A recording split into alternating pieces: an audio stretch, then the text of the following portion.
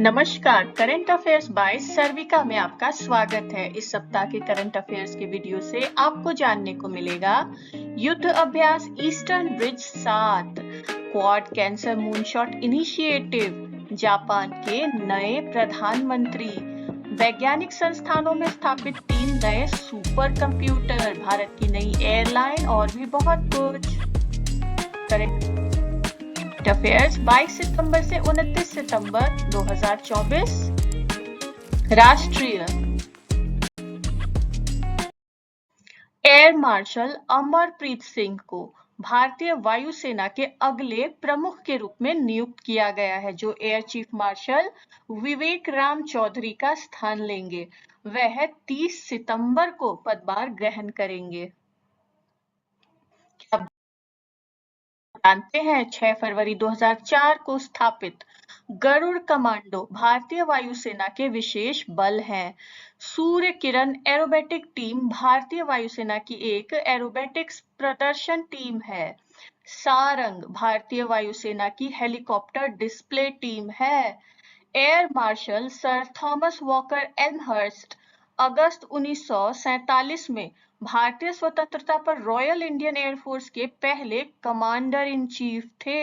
उन्होंने 1948 में महात्मा गांधी की हत्या के बाद उनके अंतिम संस्कार का आयोजन किया था। भारतीय वायुसेना ने ओमान के मसीरा में ओमानी रॉयल एयरफोर्स के साथ ईस्टर्न ब्रिज 7 युद्ध अभ्यास सफलतापूर्वक पूरा कर लिया है। इस अभ्यास में प्रशिक्षण सत्रों की एक व्यापक श्रृंखला थी, जिसमें भारतीय वायुसेना की ओर से मिग-29 और जगुआर युद्धक विमान और रॉयल एयरफोर्स की ओर से F-16 तथा हॉक लड़ाकू विमान शामिल थे।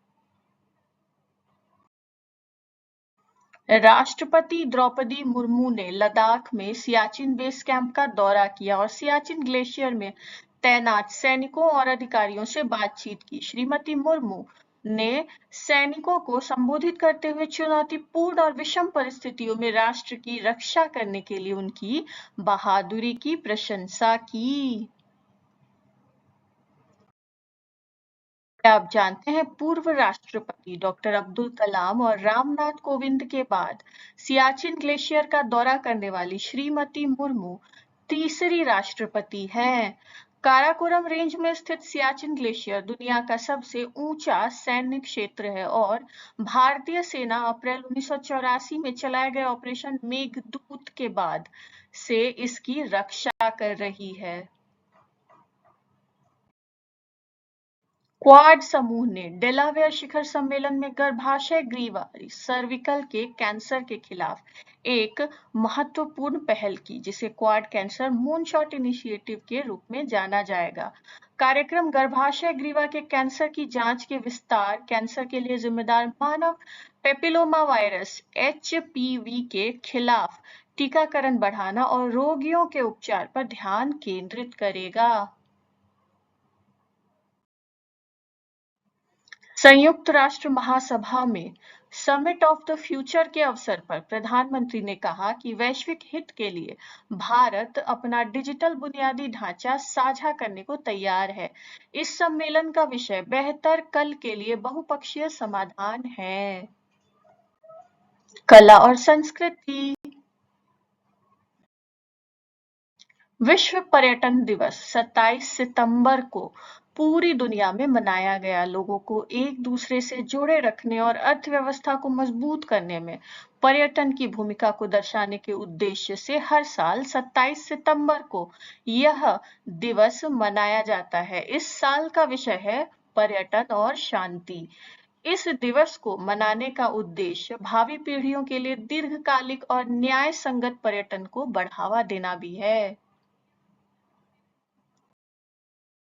विश्व पर्यटन दिवस पर पर्यटन मंत्रालय ने पर्यटन मित्र और पर्यटन दीदी नामक एक राष्ट्रीय दायित्वपूर्ण पर्यटन पहल शुरू की है। इस पहल का प्राथमिक उद्देश्य पर्यटक स्थलों पर पर्यटकों के समग्र अनुभव को बेहतर बनाना है। मंत्रालय ने कहा कि इस पहल के अंतर्गत महिलाओं और युवाओं के प्रशिक्षण पर विशेष ध्यान दिया जा रहा है।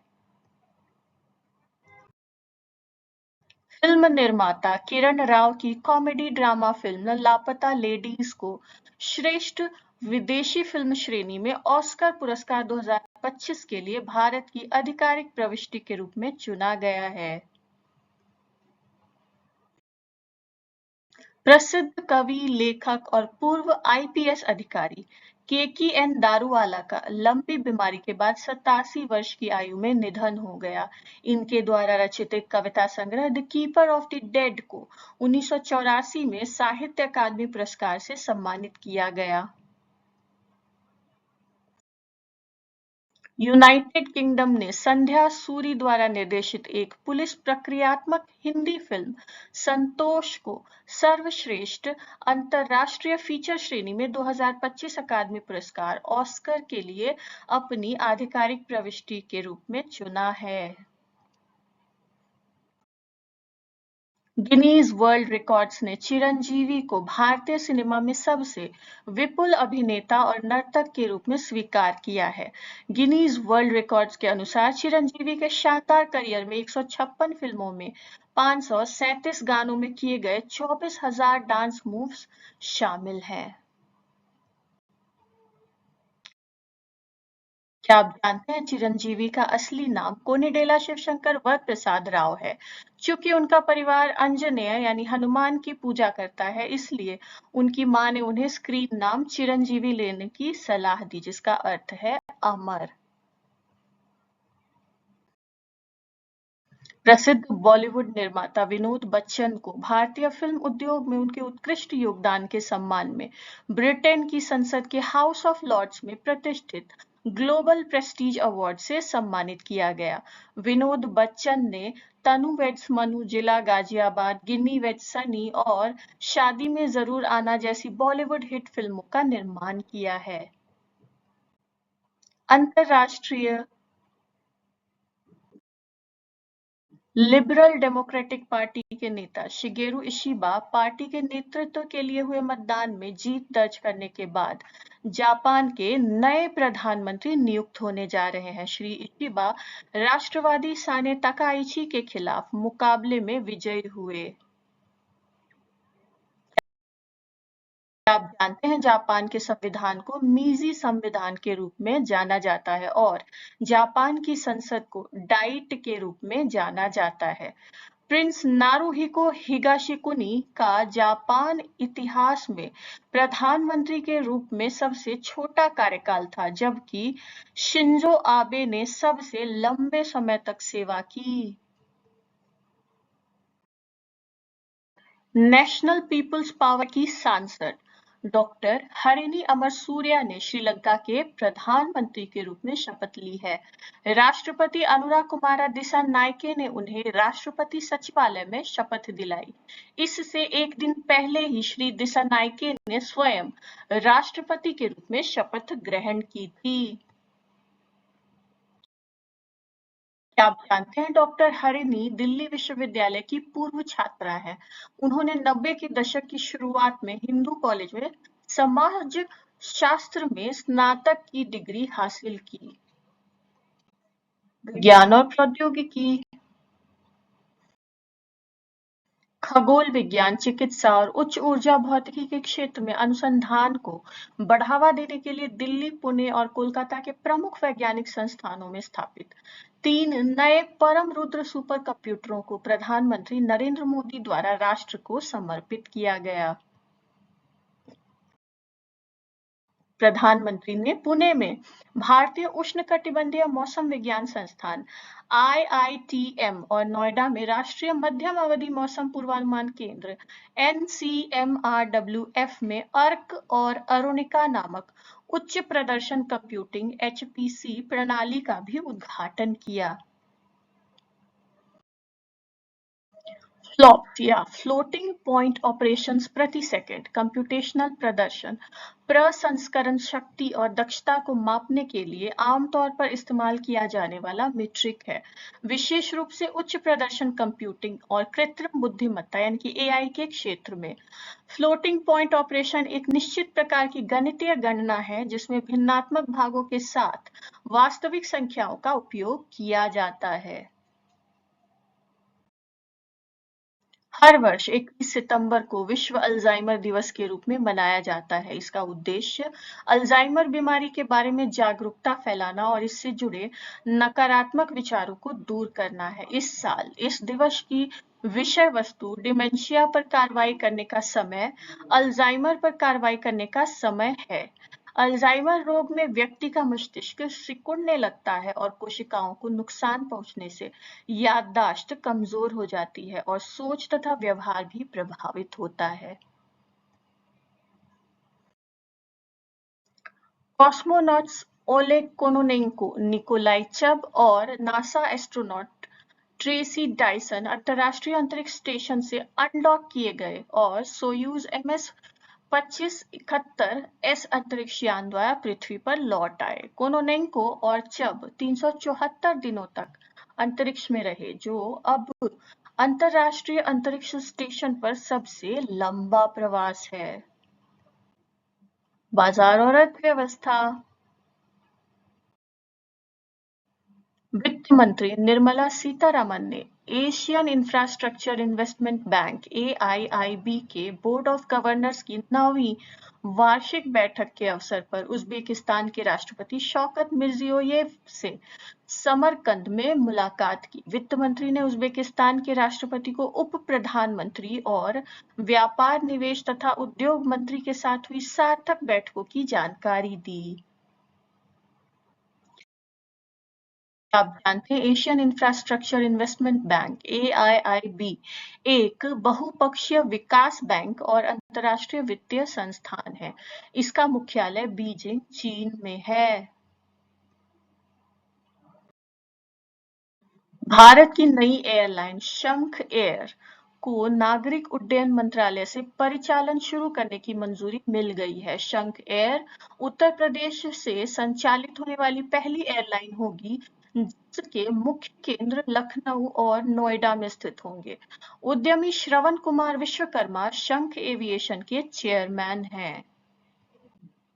खेलकूद। भारत ने बुडापेस्ट में अपने खेल इतिहास के सबसे महान क्षणों में से एक को 45वें शतरंज ओलंपियाड के ओपन और महिला वर्ग दोनों में स्वर्ण पदक जीतकर दर्ज किया। 11वें और अंतिम दौर के मैच में भारत ने स्लोवेनिया के खिलाफ आसान जीत दर्ज की। महिलाओं की स्पर्धा में भारत ने अंतिम दौर में अजरबैजान को हराया।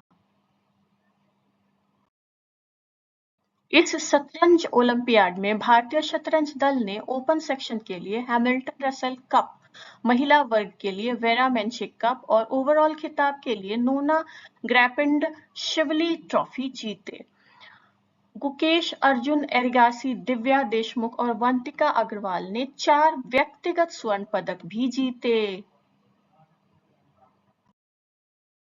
क्या आप जानते हैं माल्टा में 1980 के ओलंपियाड में मोहम्मद रफीक खान ने शतरंज में भारत को अपना पहला पदक दिलाया। उन्होंने ओ केली सिसिलियन का उपयोग करके बेल्जियम के शतरंज खिलाड़ी एल्बेरिक ओकेली डिगाल्वे को 2 बार हराकर रजत पदक जीता था। पहला शतरंज ओलंपियाड 1927 में लंदन में आयोजित किया गया था।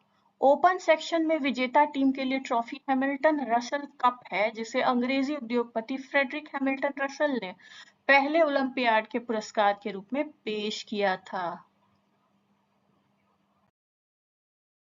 विजेता महिला टीम के लिए ट्रॉफी को पहली महिला विश्व शतरंज चैंपियन के सम्मान में वेरा मेंचिक कप के रूप में जाना जाता है। हंगरी की जूडिथ पोलगर एकमात्र खिलाड़ी हैं जिन्होंने ओपन सेक्शन और महिला सेक्शन दोनों में शतरंज ओलंपियाड पदक जीते हैं। संयुक्त वर्गीकरण में विजेता टीम को नूना ग्रैपेंड-शिवली ट्रॉफी प्राप्त होती है। जॉर्जियाई खिलाड़ी नोना ग्रैपेंड-शिवली 1978 में फिडे द्वारा ग्रैंड मास्टर के खिताब से सम्मानित होने वाली पहली महिला थीं।